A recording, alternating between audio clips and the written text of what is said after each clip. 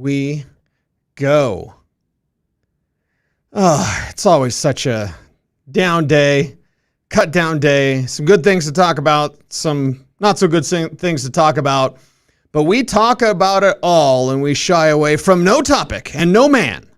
Here on Orange and Blue today, we are presented by Champ Honda. It is Cecil Lammey. It is Andrew Mason. It is cut down day. It is the Broncos trying to find their perfect 53. Something that we're going to examine today. Something that we're going to get into as much as we possibly can, because Mace, the 53 isn't totally set just yet. No, it's not. And it may not be set tomorrow. It may not even be set Thursday either. I mean, this may be something that is a 10-day process. We may even be talking about this being a 2-week process as we get into the first couple of weeks.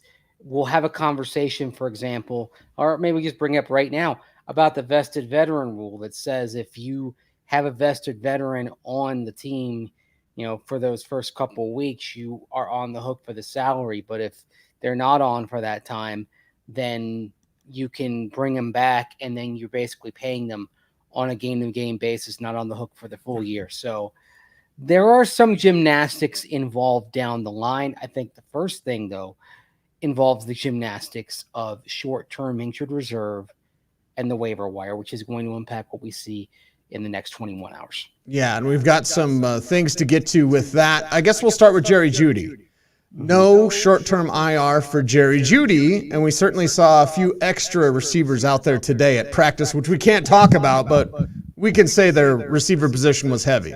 Yeah, it was heavy, and look, I mean, based on the roster that we saw in practice in terms of the numbers between practice and the actual submission of the roster to the league, which happens, very quickly. There were probably some guys out there today who practice who aren't going to end up on the 53. Actually, probably know at least one of them already.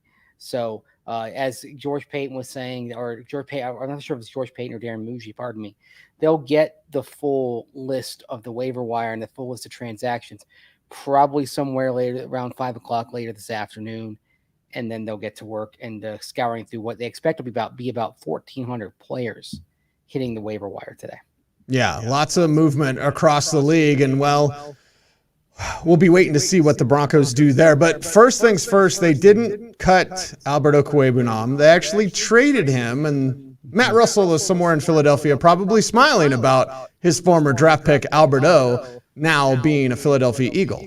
Yeah, exactly. Of course, Matt Russell was John Elway's right-hand person while he was here, was a part of those drafts, and thus was a part of drafting Albert Okwuegbunam back in 2020.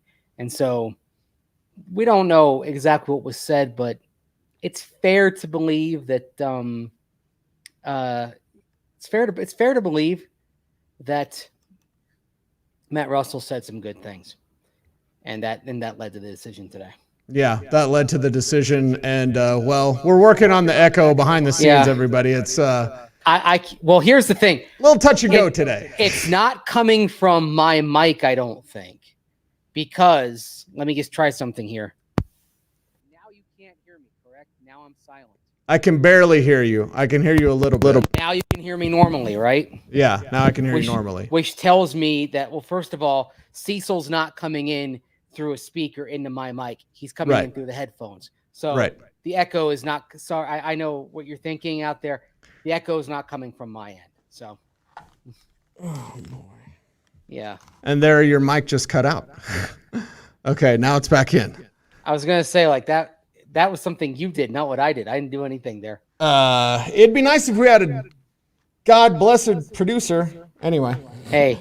I will save that for later. Let's talk about the Denver Broncos. Hey, easy. Yeah, Everyone's of course. Working Always as hard with as me. they can. Everyone's doing a great job. So back to the Broncos doing their great job.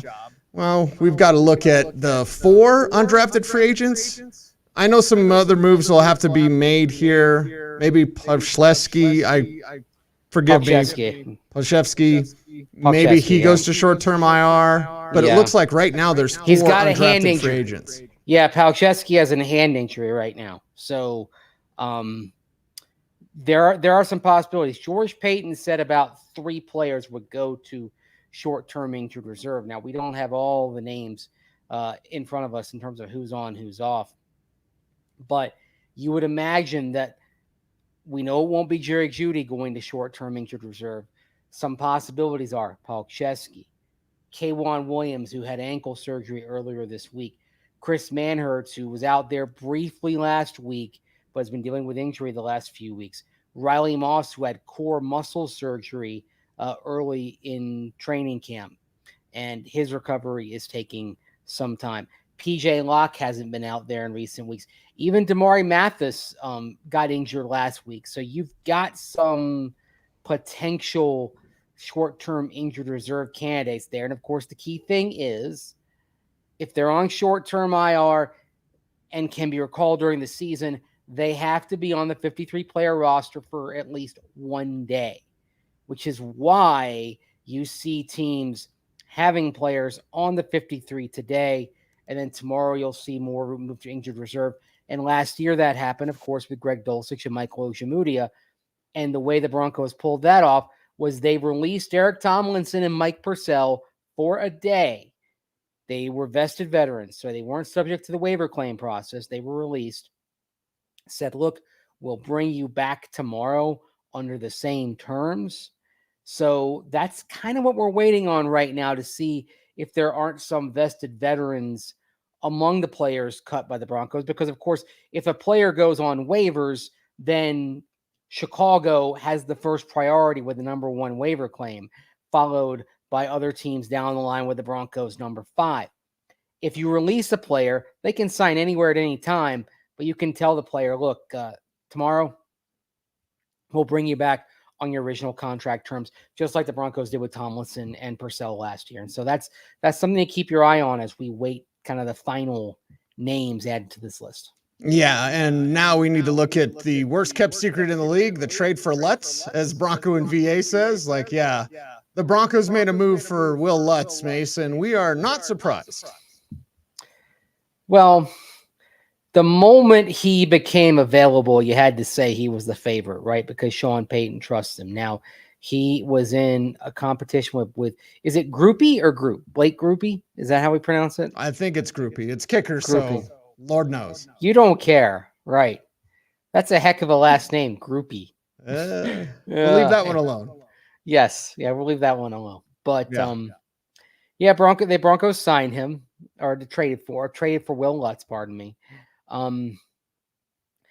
And it's one of those things where the rumors have been circulating about Lutz for the last week and a half. And whenever Sean Payton talked about other kickers around the league who could be available, we knew there was this competition in New Orleans between Lutz and Groupie. And Lutz did not have a great season last year, although he was coming off of a core muscle injury that cost him the 2021 season. Wasn't right. As a result of that, by far his worst season. Typically, he's been a guy who hits 83 to 93% of his field goals, and he was at 74 last year. Broncos and Sean Payton are betting on the outlier, but this is something that it seemed like it's been in the realm of possibility ever since the Saints decided to have a kicking competition, because Sean Payton likes a kicker that he can trust, and there was no kicker that he had that lasted anywhere near as long or was nearly as proficient for him in New Orleans as Will Lutz. Yeah, as Will Lutz. And we appreciate all the help in the chat room. Again, I've done all the behind-the-scenes stuff to cancel that echo. So, Mace, you'll do the heavy lifting, and I'll do the quick softballs because I'm hearing the echo in my head, and it's not good. It's not good, everybody. We look at the running back position, and fullback and Nate Atkins are making it. Again, Mace, this is something we talked about during training camp. They're going to have a fullback, and they're going to have Nate Atkins because he can play fullback too.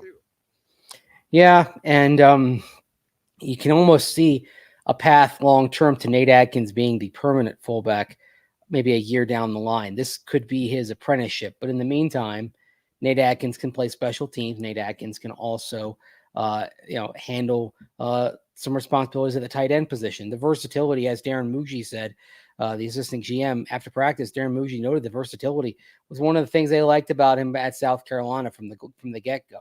So here we are. We're talking right now, as of this moment, about a roster that includes Nate Atkins, Jaleel McLaughlin, Alex Palczewski, and Thomas Incoom. 4 undrafted rookies. Usually we're talking about 1 or 2. 4. I'll have to go back and look that up. I don't think the Broncos have carried that many undrafted rookies on the initial 53 as they did this year. No, I don't believe so. I think the Rams had 6. Is that right? Top of my head. So, well, given the hollowness of the roster, that stood to reason. You knew you'd be getting that many. Well, does that mean the Broncos roster is hollow? Like Thomas Incoom making it was a bit of a surprise, even though before camp, I had written at DenverSports.com, like Incoom's one of the undrafted guys to watch. He didn't really have a good camp. No, but he was getting better in the games as they went on, and I think that was a window for him to stay. It'll be fascinating to see what Incoom's special teams role is as well, because, of course, he is pipping Aaron Patrick, who was coming back from a torn ACL and was projected to have a huge special teams role. Now, I think you're looking at Incoom inheriting some of those snaps, so he'd probably better be ready to go. But that was one, I'd say that was a mild surprise when Incoom was out there. But at the same time, they liked him coming in, and I thought he was on an upward trend, having some of his best practices over the last week and a half. And sometimes that can be enough. Like if you can get that trend at the end and show that you are what they thought you were coming in, because I believe Incoom was matching their highest signing bonus, right? Yes. And Darren Muji said today that Incoom was a player that could have easily been drafted. You and I talked about that earlier this offseason. We were surprised that he was sitting there available in the undrafted pool. I thought he'd be about a 5th round pick.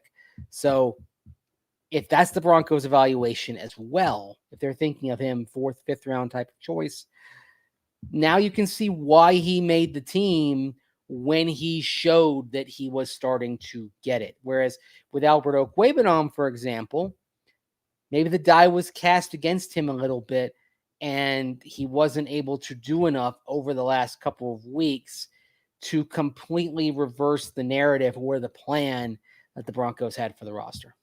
Vision, right? Isn't that the word they always use at Centura Health Training Center? The vision for this roster, which didn't include guys like Art Green. 101 Proof in the chat room says Art Green was a disappointment. Yes, he was, because he was one of those UDFAs that we looked at and said, hey, you got a chance to make the roster. And, well, he didn't. Practice squad still to be set.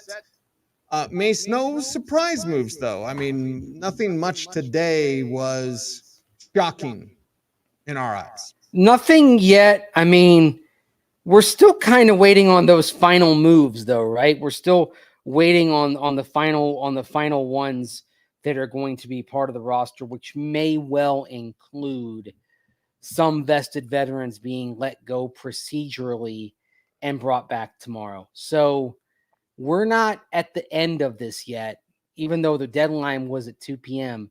We still don't know everything as of this moment. So sit back and let it play out here before we say, oh, well, that wasn't a surprise. That wasn't a surprise, yada, yada. I think we can still sit back and wait for a minute.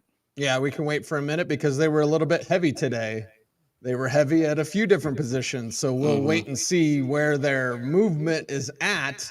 And that's why I used to hang on every single transaction years ago, Mace. Now I'm just like, give me to Thursday, baby. Like, we'll know when we know. We pretty much know who they are already. What happened to Michael Bandy? I was driving into the studio and Bandy was but we saw him today. Like, what? Okay, yeah, we'll figure something it out. To watch for. We're gonna, it's unfortunately we have the bad timing of doing this when things are still outstanding.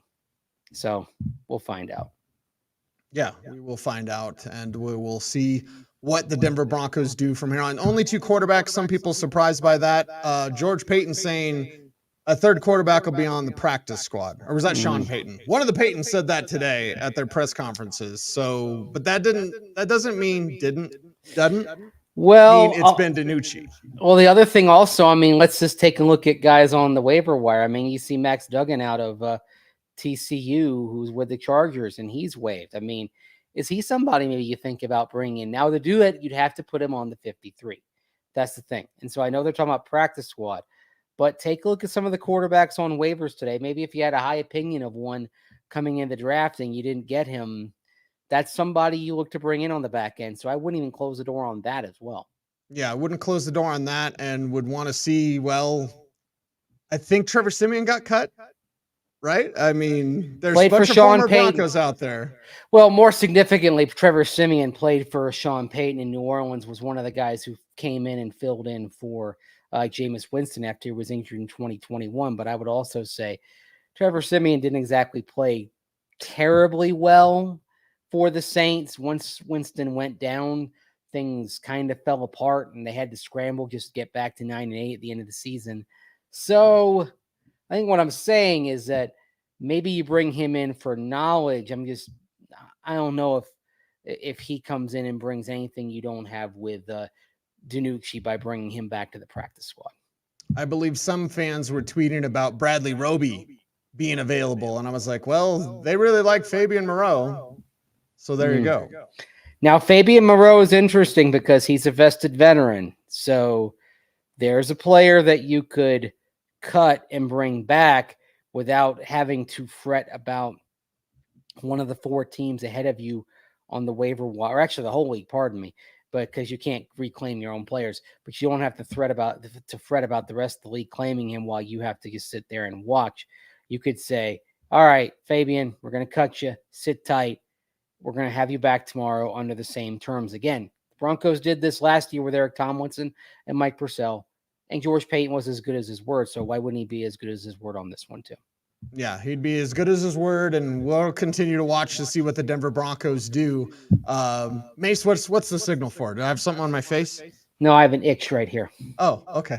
I thought it was like baseball. You're like, no, you don't have any fuzz. You don't have any fuzz or anything. Just sometimes sometimes you shave, and sometimes you have an itch, and you have to scratch the itch. Yeah, scratch the itch if you're the Broncos, and they'll be working until 2 a.m., 5 a.m. How late? Yeah, Sean Payton said 2. George Payton joked more like 5. I think he'll be due 2. I mean, look, you got personnel people that have been monitoring everything. You got an entire staff working on this. I think they can distill it down and make some decisions and hopefully get at least a few hours of sleep before they have to come back out and practice tomorrow. Tomorrow's another practice day out at Broncos headquarters, Century Health Training Center. Then they'll practice on Thursday, and they're going to scatter for the weekend. Now, tomorrow, they practiced at noon today, and they, if I were coaching third, I'd be like,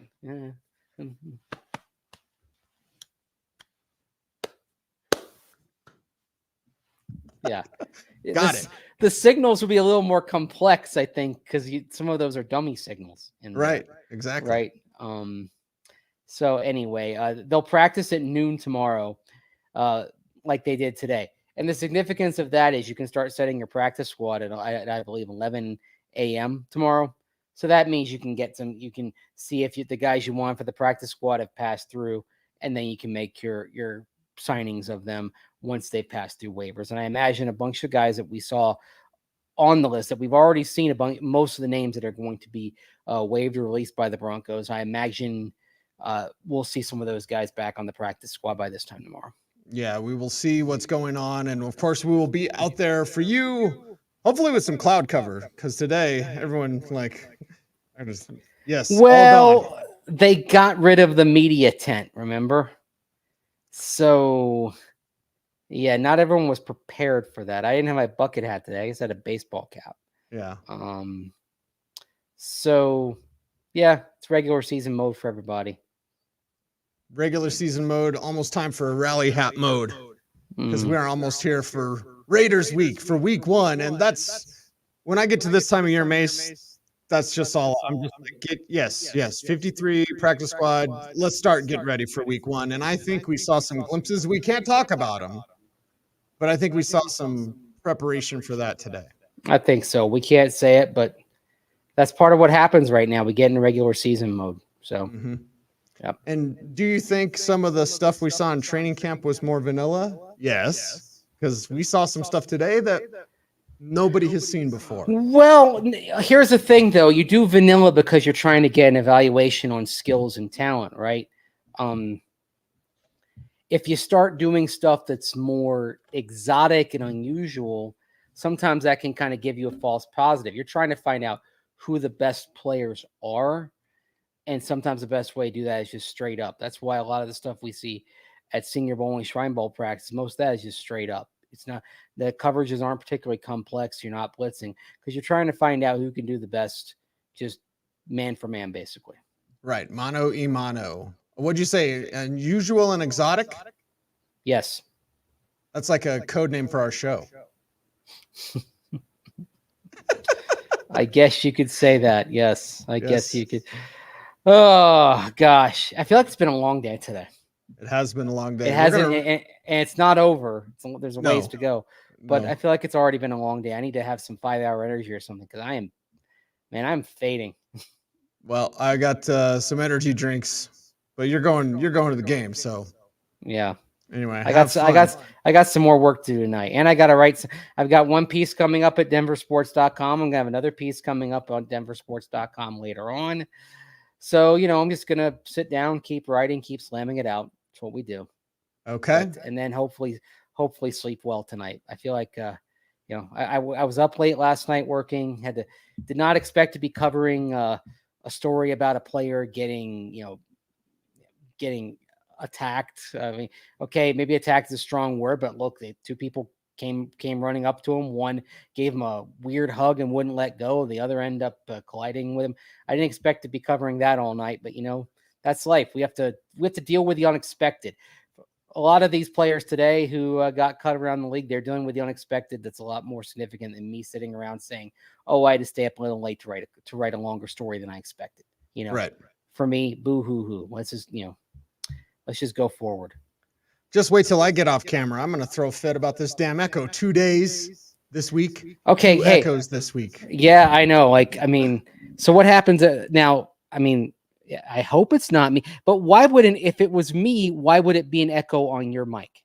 Yeah, I have no idea. I don't get this StreamYard thing sometimes, but I digress. Yes, we try our best, and we appreciate you all for watching and hopping along with us. About 250 people live at the top. Wow. So, okay, then. Yeah. Dealing with the echo. Yes, and we appreciate you for doing that because Lord knows we want the best product for you, and that means sound quality as well as information and opinions. Mm-hmm. It's exotic and unusual, also known as OBT. We're a BFD, and we're presented by Champ Honda. Many thanks to Champ Honda for supporting the show. Many thanks for you for doing that. Like, comment, share, subscribe, hit the notification bell twice since you can hear an echo. He's Mace, I'm Cecil. How about everybody stay frosty?